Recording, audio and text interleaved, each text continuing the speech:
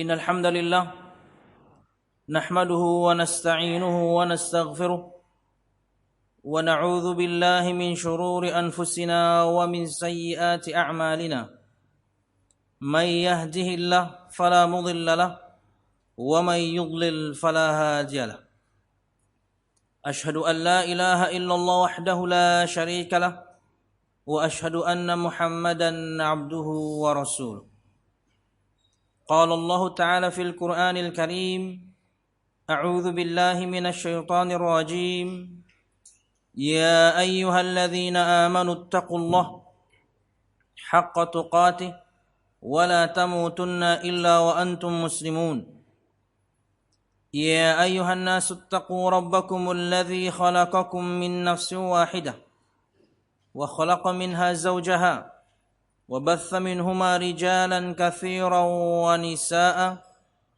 واتقوا الله الذي تساءلون به والأرحام إن الله كان عليكم رقيبا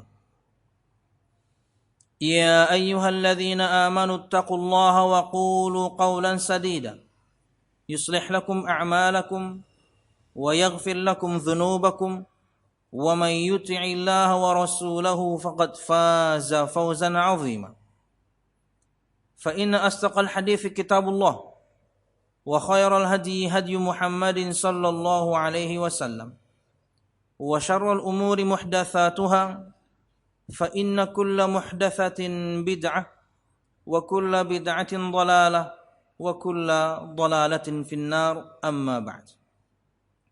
Hadirin jamaah Jumat rahimakumullah.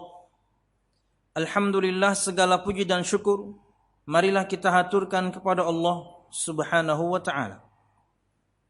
Kemudian salawat serta salam semoga selalu tercurahkan kepada junjungan besar Nabi kita Muhammad sallallahu alaihi wasallam, juga beserta para sahabatnya, keluarganya, dan segenap kaum muslimin yang selalu istiqamah berpegang teguh dengan Islam sampai hari kiamat kelak.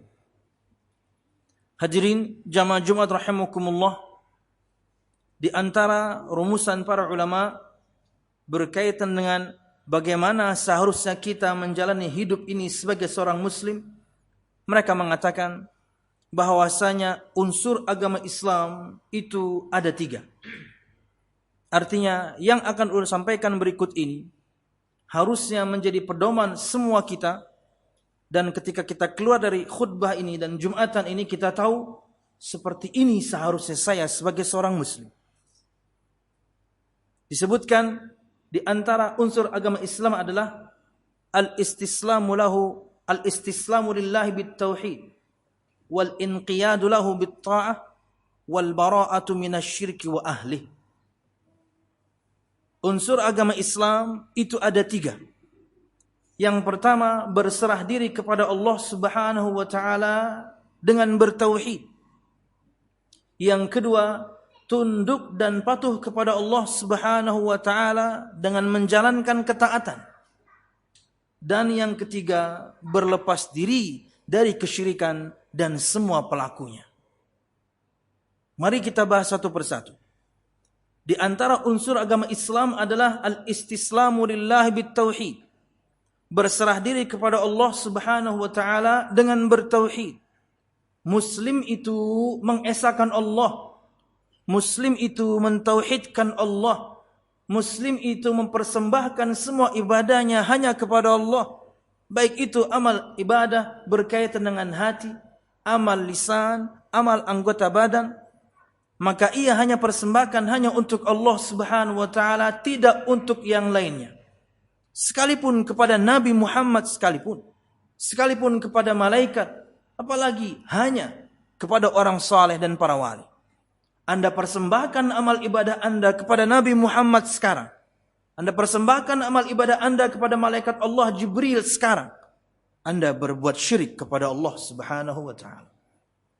Muslim itu bertauhid. Ini unsur agama Islam. Harus ada pada diri setiap muslim. Karena tujuan semua kita diciptakan oleh Allah Subhanahu wa ta'ala untuk beribadah. Untuk menyembah Allah Subhanahu wa ta'ala. Tapi bukan berarti kemudian kita tidak mengambil kenikmatan dunia, silahkan ambil. nikmati, no problem. Tapi jangan berlebihan dan jangan membuat kemudian kita sombong akan nikmat tersebut. Allah Subhanahu wa taala berfirman dalam surah Az-Zariyat ayat 56, "Wa ma khalaqtul jinna wal insa illa liya'budun."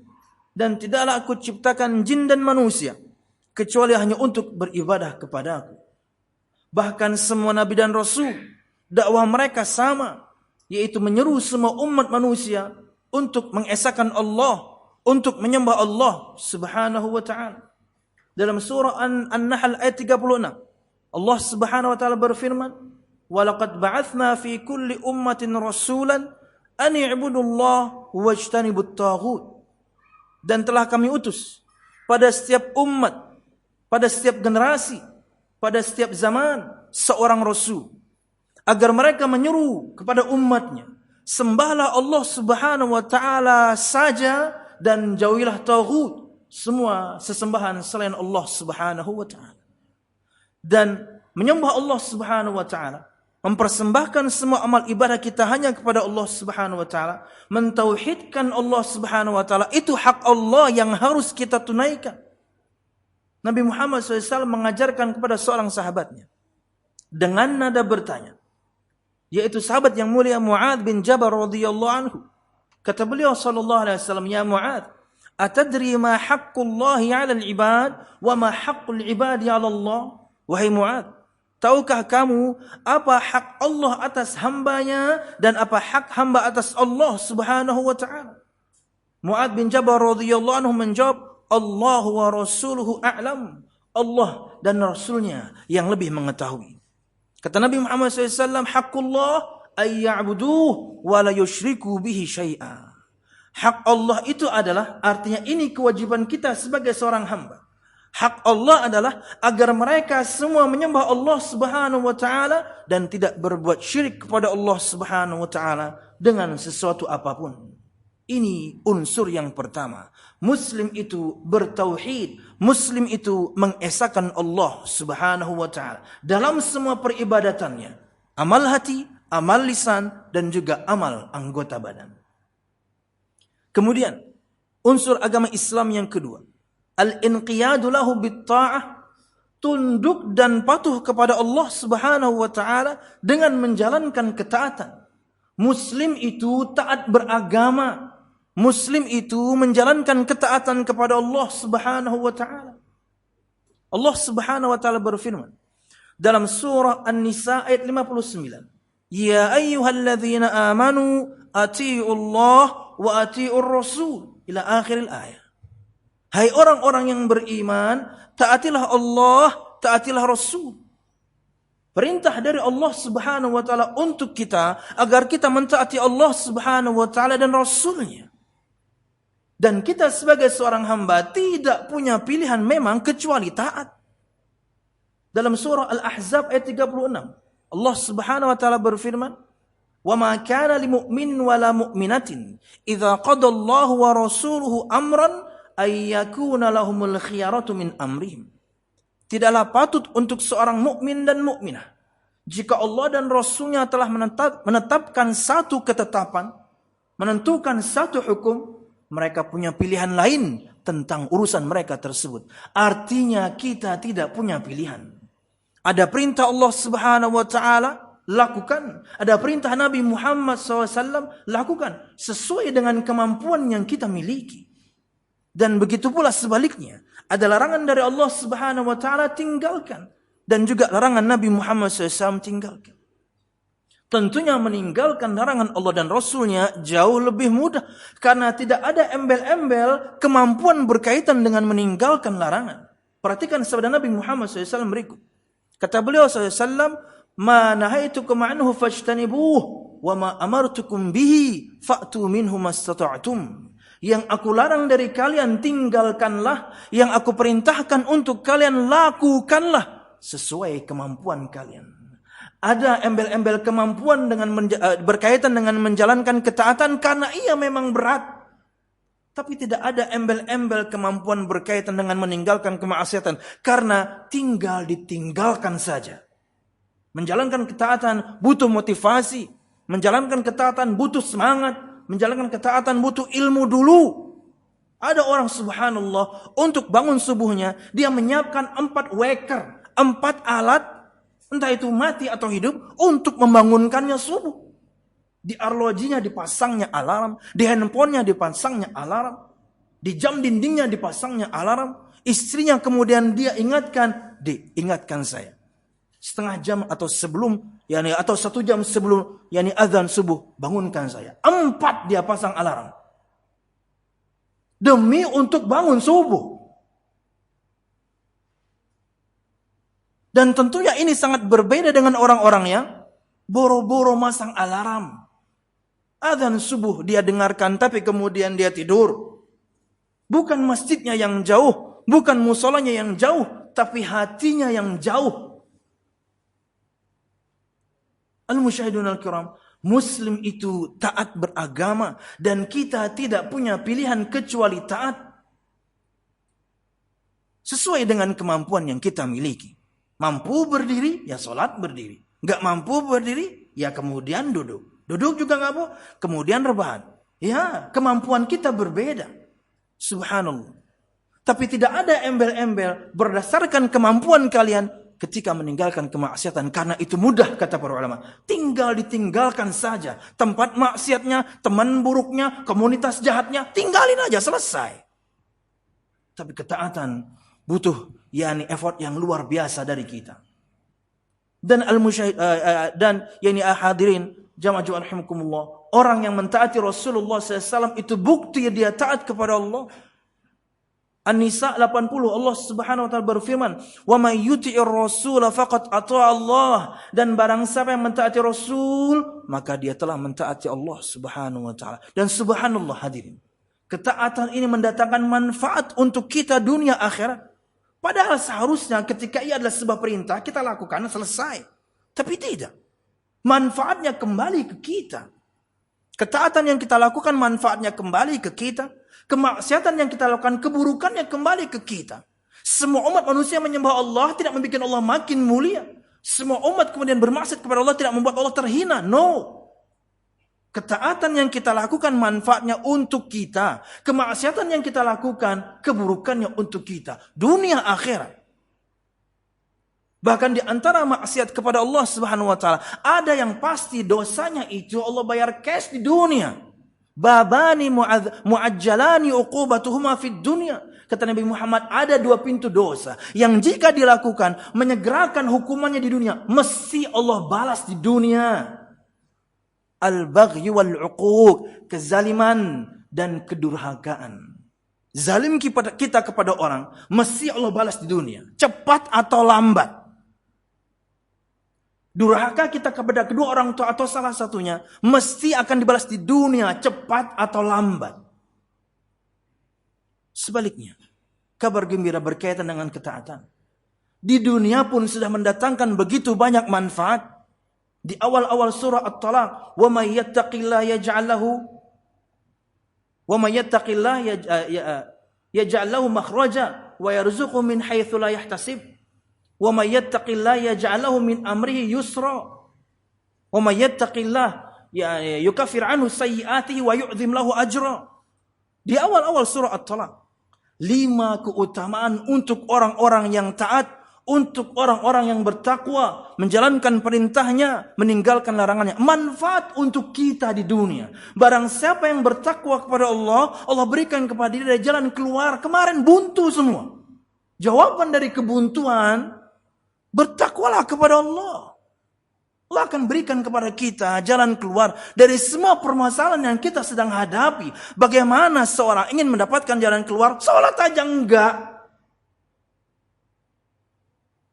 Kepada Allah dia zalim. Yang Nabi Muhammad tidak pernah ajarkan dilakukan. Sama Nabi Muhammad dia zalim.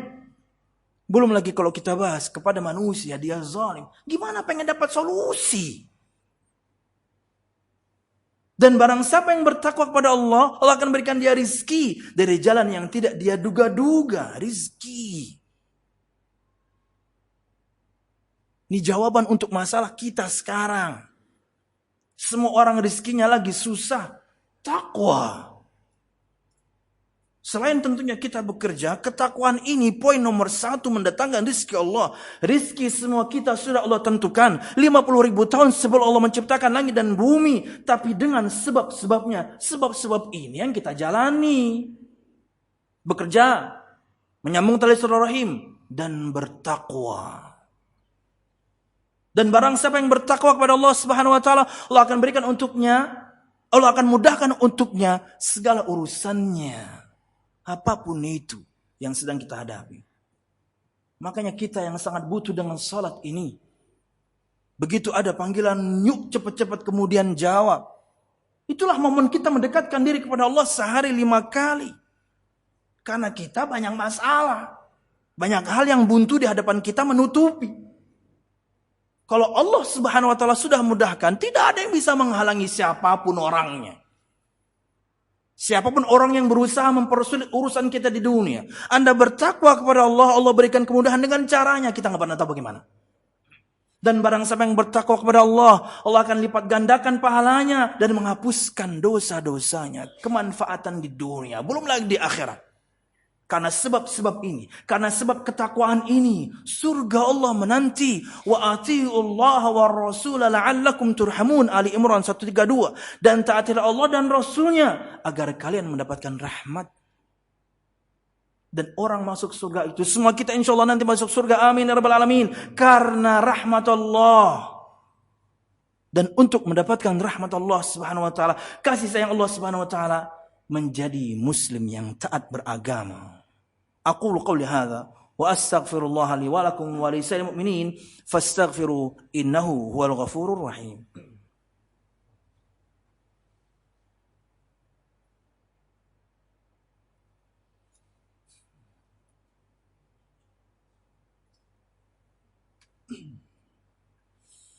Alhamdulillah. Alhamdulillahilladzi hadana li hadza wa ma kunna linahtadiya laula an hadanallah. Wassalatu wassalamu ala asyrafil anbiya wal mursalin Muhammad sallallahu alaihi wasallam wa ala alihi wa ashabihi ajma'in. Alladzi harabal batil wa ayyadal haq wa tamasar radha'il wa ahyal fada'il wa tammama makarimal akhlaq wa hadan nasa ila siratim mustaqim. Siratal ladzina an'ama Allahu 'alaihim minan nabiyyin was-siddiqin wasyuhada'i was-salihin wa hasuna ulaika rafiqa. Hadirin jamaah Jumat rahimakumullah. Muslim itu bertauhid, muslim itu taat beragama. Itulah unsur agama Islam 2 di antara 3 yang kita akan sampaikan berikut ini. Dan unsur agama Islam yang ketiga, al-bara'atu minasyirki wa ahlih, berlepas diri dari kesyirikan dan para pelakunya. Hadirin jamaah rahimakumullah, kesyirikan itu adalah mempersekutukan Allah Subhanahu wa taala dengan yang lainnya, menyamakan selain Allah dengan Allah dalam keistimewaan Allah Subhanahu wa taala. Contoh mudah. Allah istimewa dengan semua asma dan sifatnya. Allah istimewa, Allah As-Sami', Maha mendengar. Allah Al-Mujib, Maha menjawab doa. Makanya semua kita memanjatkan doa hanya kepada Allah karena Allah yang Maha mendengar. Karena Allah yang bisa kabulkan. Anda berdoa kepada orang saleh yang sudah mati. Anda berdoa kepada wali yang sudah mati. Anda berdoa kepada Nabi Muhammad yang sudah meninggal. Anda berbuat syirik kepada Allah Subhanahu wa taala. Karena Anda berarti menyamakan Nabi Muhammad SAW dengan Allah dalam keistimewaan Allah. Karena Nabi Muhammad SAW tidak maha mendengar. Nabi Muhammad tidak maha menjawab doa. Ulun pakai contoh yang paling tinggi, yaitu Nabi Muhammad SAW, makhluk paling mulia sejagat raya ini. Anda persembahkan doa Anda panjatkan doa Anda kepada Nabi Muhammad, Anda berbuat syirik. Itu definisi mudah. Menyamakan selain Allah dengan Allah dalam perkara yang itu adalah keistimewaan Allah Subhanahu wa taala. Contohnya tadi adalah As-Sami' Al-Mujib. Apalagi ada orang berdoa kepada benda yang mati, subhanallah. Kepada Jibril Anda persembahkan doa Anda berbuat syirik. Kepada Nabi Muhammad Anda persembahkan doa Anda berbuat syirik. Dan ini dosa besar yang paling besar. Kata Nabi Muhammad SAW dengan nada bertanya. Bentuk pembelajaran Nabi Muhammad SAW kepada para sahabatnya. Agar mereka kemudian lebih perhatian dengan sabda beliau SAW. Ala unabbi'ukum bi akbaril kabair. Maukah kalian, hai para sahabatku, aku kabarkan tentang dosa besar yang paling besar? Bala ya Rasulullah. Ya Rasul. Mau. Kata Nabi Muhammad, al-isyraku billah. Berbuat syirik kepada Allah Subhanahu wa ta'ala. Muslim itu berlepas diri dari kesyirikan. Muslim itu tidak berbuat syirik. Apalagi misalnya syiriknya syirik yang besar. Dia menghancurkan amal semuanya. Dia mengeluarkan pelakunya dari Islam. Dia mengekalkan pelakunya di neraka Allah Subhanahu wa ta'ala kalau syiriknya besar. Az-Zumar 56, Allah Subhanahu wa ta'ala berfirman, "Walaqad uhiya ilaika wa ilal ladzina min qablika la in asyrakta la yahbatanna 'amaluka wa la takunanna minal khasirin." Dan telah diwahyukan kepadamu dan kepada para rasul sebelummu, hai Muhammad SAW. Satu wahyu yang sama. Bahwasanya jika kamu berbuat syirik kepada Allah Subhanahu wa ta'ala, kamu di sini Nabi Muhammad. Apalagi kemudian kita. Ancaman untuk orang paling bertakwa sejagat raya ini. Karena kata Nabi Muhammad, atqakum billahi ana, a'lamukum billahi ana. Orang paling bertakwa di antara kalian saya. Orang paling kenal Allah di antara kalian, saya paling tahu.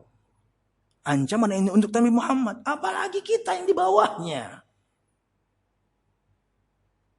Telah diwahyukan kepadamu dan kepada Rasul sebelum wahai Muhammad satu wahyu. Jika kamu berbuat syirik kepada Allah Subhanahu wa ta'ala, syirik besar. La yahbatanna amalu. Sungguh betul-betul amalmu gugur, hancur, habis. Udah 50 tahun umur, lempeng kemarin, ada masalah pergi ke dukun. Udah 60 tahun umur, lempeng kemarin, ada masalah pergi ke tukang sihir untuk menyelesaikan masalah. Habis semua amal Anda sejak Anda balik sampai umur 60. Habis semua amal Anda sejak Anda balik sampai umur 50. Ruginya luar biasa. Datang ke dukun doang. Wahai Muhammad SAW, telah diwahyukan kepadamu dan kepada para rasul sebelummu. Jika kamu berbuat syirik kepada Allah, sungguh amalmu semuanya akan hancur. Semua yang belajar bahasa Arab faham bahwasanya lam yang berharokat fathah sebelum kata kerja mudhari itu untuk penguat. Bahwasanya nun tasydid fathah setelah kemudian fi'il atau kata kerja mudhari itu untuk penguat. Salah satu saja dipakai cukup. La yahbata akan gugur, yahbatanna akan gugur. Allah pakai depan belakang untuk menguatkan. La yahbatanna betul-betul sungguh-sungguh hancur, gugur, habis semua amal. Kalau syirik kepada Allah Subhanahu wa ta'ala. Wala takunanna minal khasirin. Allah ulang lagi. Penguatnya depan belakang, wala takunanna minal khasirin, dan sungguh betul-betul kamu menjadi orang yang merugi. Dan ini yang didakwahkan banyak dai. Tapi banyak orang enggak suka. Bukan orang yang enggak suka, iblisnya enggak suka. Karena target jangka panjang iblis semua kita masuk neraka. Anda bertauhid, oh iblis enggak suka. Anda mengesahkan Allah, iblis enggak suka. Kenapa? Berarti nanti teman dia masuk neraka dikit. Target jangka panjang dia semua kita masuk neraka Allah. Tapi kita sayangkan kaum muslimin ketika ada kajian tauhid, dakwah tauhid, yang secara tidak langsung di saat yang sama pasti mendakwahkan musuhnya, yaitu untuk agar kita jauh dari syirik, nggak suka orang. Padahal itulah yang menyelamatkan. Itulah unsur agama Islam. Dan jika seorang wafat dan belum sempat bertobat kepada Allah Subhanahu wa ta'ala, syirik besar, tidak Allah ampuni. Di mana dosa-dosa yang lain sebanyak apapun, bahkan disebutkan memenuhi langit, seisi bumi, seluas bumi, seberat bumi, dosa semua. Tapi bukan syirik, kemungkinan diampuni masih luas. Tapi syirik, no, tidak ada ampun. An-Nisa 48, Allah Subhanahu wa ta'ala berfirman, Innallaha la yaghfiru an yushraka bihi wa yaghfiru ma duna dzalika liman yasha. Sesungguhnya Allah Subhanahu wa taala tidak mengampuni untuk dipersekutukan dengannya. Artinya Allah tidak mengampuni dosa syirik, enggak diampuni kalau mati belum taubat. Lain kalau orang berbuat syirik sebelum mati sempat bertobat, Allah Maha Pengampun sekalipun syirik. Ini yang sampai meninggal dan belum bertobat. Sesungguhnya Allah tidak mengampuni untuk dipersekutukan dengannya. Allah tidak mengampuni dosa syirik. Wa yaghfiru ma duna dzalika liman yasha, dan mengampuni dosa-dosa yang levelnya di bawah syirik bagi orang-orang yang Allah kehendaki. Cukup sampai di situ jamaah? No. Allah haramkan untuknya surga dan tempat kembali neraka dan tidak bisa ditolong. Al-Maidah 72, Allah Subhanahu wa taala berfirman, "Innahu may yusyrik billah faqad harramallahu 'alaihi al-jannah wa ma'wahu an-nar wa ma lidh-dhalimin min ansar." Sesungguhnya barang siapa yang berbuat syirik kepada Allah, maka sesungguhnya Allah mengharamkan untuknya surga dan tempat kembalinya neraka, dan tidak ada pertolongan untuk orang-orang yang berbuat zalim, yaitu syirik. Siapapun orang meninggal dengan begitu banyak dosa besarnya tapi bukan syirik, masih sangat mungkin ditolong. Bisa nabi, bisa rasul, bisa malaikat, bisa orang saleh memberikan mereka syafaat. Ya Allah, ampuni mereka. Kenapa? Mereka orang bertauhid. Cuman iya, berdosa besar iya, tapi mereka bertauhid. Kemungkinan mendapatkan syafaat dari orang yang Allah izinkan untuk memberikan syafaat yang tidak berbuat syirik masih luas, tapi yang berbuat syirik wa ma lidh-dhalimin min ansar, dan tidak ada untuk orang-orang yang berbuat zalim kesyirikan penolong, tidak ada penolong. Muslim itu bertauhid, Muslim itu taat beragama, Muslim itu tidak berbuat syirik kepada Allah Subhanahu wa taala. Wallahu a'lam bishawab. Dan tentunya jika para pelaku kesyirikan ini adalah orang-orang di sekitar kita, kita harus berlepas diri setelah mendakwahinya. Kita dakwahi akan bahayanya syirik. Kita sampaikan firman Allahnya, sabda Nabi Muhammadnya, faham mereka, tugas kita selesai, beban sudah kita turunkan dari pundak. Lanjut mereka dengan syiriknya, kita hanya bisa berdoa kepada Allah Subhanahu wa taala. Mungkin orangnya orang tua kita, mungkin orangnya na'udzubillah pasangan kita, mungkin orangnya anak kita, mungkin orangnya teman-teman dekat kita. Dakwahi dan tugas kita hanya menyampaikan, lanjut mereka dengan kesyirikannya, tugas kita sudah selesai. Wallahu a'lam bishawab. Ini yang bisa saya sampaikan berkaitan dengan 3 unsur agama Islam. Mudahnya adalah Muslim itu mengesahkan Allah bertauhid, Muslim itu taat beragama, dan Muslim itu dia berlepas diri dari kesyirikan dan para pelakunya. Wallahu a'lam bishawab. اللهم اقسم لنا من خشيتك ما تحول به بيننا وبين معصيتك ومن طاعتك ما تبلغنا به جنتك ومن اليقين ما تهون به علينا مصائب الدنيا ومتعنا الله بأسماعنا وأبصارنا وقواتنا أبدا ما أحييتنا واجعله الوارث منا واجعل ثأرنا على من ظلمنا يا أرحم الراحمين ربنا هب لنا من أزواجنا وذرياتنا قرة أعين واجعلنا للمتقين إماما ربنا لا تزغ قلوبنا بعد إذ هديتنا وهب لنا من لدنك رحمة إنك أنت الوهاب اللهم إنا نسألك حسن الخاتمة ونعوذ بك من سوء الخاتمة يا أرحم الراحمين اللهم إنا نسألك الجنة وما قرب إليها من قول أو عمل ونعوذ بك من النار وما قرب إليها من قول أو عمل ربنا آتنا في الدنيا حسنة وفي الآخرة حسنة وقنا عذاب النار سبحان ربك رب العزة عما يصفون والسلام على المرسلين والحمد لله رب العالمين. Terima kasih, jazakumullah khairan wa barakallahu fikum. Video ini dibuat atas partisipasi dari donasi Anda. Semoga menjadi amal jariah bagi Anda semuanya.